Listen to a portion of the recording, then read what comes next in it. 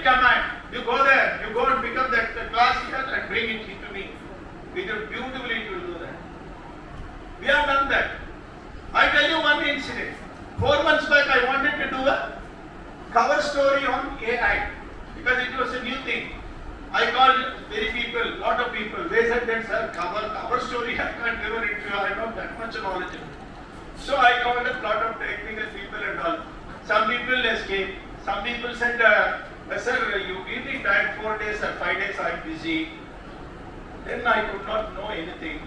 Then immediately whatever question I had jotted down. Because for me also it is a reason. Till I am recent only. I am only a student. I am not a teacher, I am only a student. I just put it in the chat GPT and asked the question. It has come out. Again I wanted it to be revised. It revised. Then I sent it to 2 or 3 people who are in the technology field or who are doing a research in the AI and all. They were amazed. Sir, even if you had asked me to get an interview with me, I would not have given so much of information. That is the power of AI. I published that cover story interview with the ChatGPT only because the experts were not prepared to give.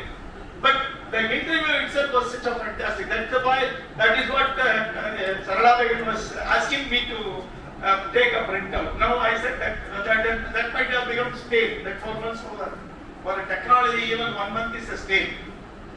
We will prepare this book itself will become stale in another 1 or 2 months. We can update it later. Then what are the challenges? The challenges are, one perceived challenge is whether the job opportunity will be lost. Job opportunity will never be lost because we have to be very sure. Every time that the technology is coming, we always have a fear that a section of the people will lose the job. Yes, section of the people may lose the job. When the bullock carts to automobiles or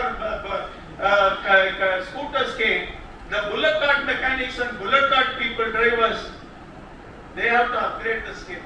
That is upskilling. That is known as upskilling in a technology term. We need to upskill. So we can't remain in this particular level and then without knowing now today or 20 years back or in 90, probably my Guruji, Mr. Narendraji may be knowing, Sam Petro was a technology advisor to Prime Minister and he was the chairman of the Telecom Commission. At that time I was in a bank, head of the corporate communication in Delhi. I interviewed him for my house magazine. At that time he was talking about the mobile phone, car phone, that was known as car phone at that time. People were criticizing, why do you need a car phone? When the landlines are landlines you have to wait for so many years and months, that was a different story at that time. But car phone, why you need it? That's meant for rich people. But today, every person has got a mobile. Yesterday I was telling you, if you don't, suppose if I am not carrying a mobile in my pocket, I feel I don't know something is missing. Whether I want a shirt, whether I want a pant, whether I want a pant, something is missing. I was not having that feeling 20 years back. Why today technology, we have become obsession with the technology. Without that we are not able to live. So the technology also, AI also will provide job opportunities. It will give new jobs. 1980s, I was in the bank. 90s, I was in the bank. At that time, the banking industry was thinking in terms of computerization. There were a lot of agitations. Every bank, the employees union, no computerization.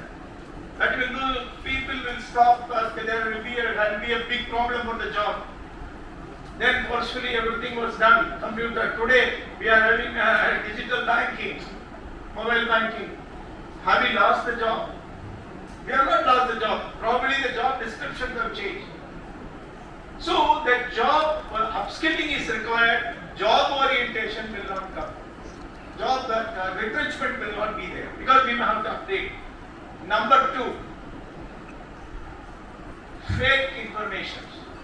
Media people and PR people have to be very careful. Sometimes what is garbage in, garbage out. When your data is wrong, your output will be wrong. So what amount of data that it is procuring, it is going to depend on how it is going to catch across the globe. Then sometime it is also the wrong information. You have to be verified. Fact checking is needed for particularly for media people. Fact checking is needed. I tell you an example because it is still in the initial stage. The data are not being packed properly. I asked Sansad Ratna, I asked ChatGPT to write an article on Sansad Ratna Awards. It came beautifully. Who is the founder, when it was started, everything it gave. But I also added a prompt that is known as prompt. You have to put a prompt, you have to give it proper guidance. I asked who are all the main awardees. It included Dr. Manmohan Singh also. This is not correct.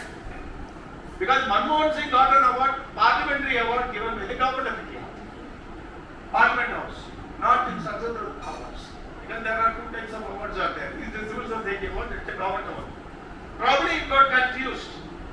Probably the language or anything. So again we have to do a fact checking. Again deep fake has come. The Trump was forced, there were photographs, the Trump was being arrested. The deep fake.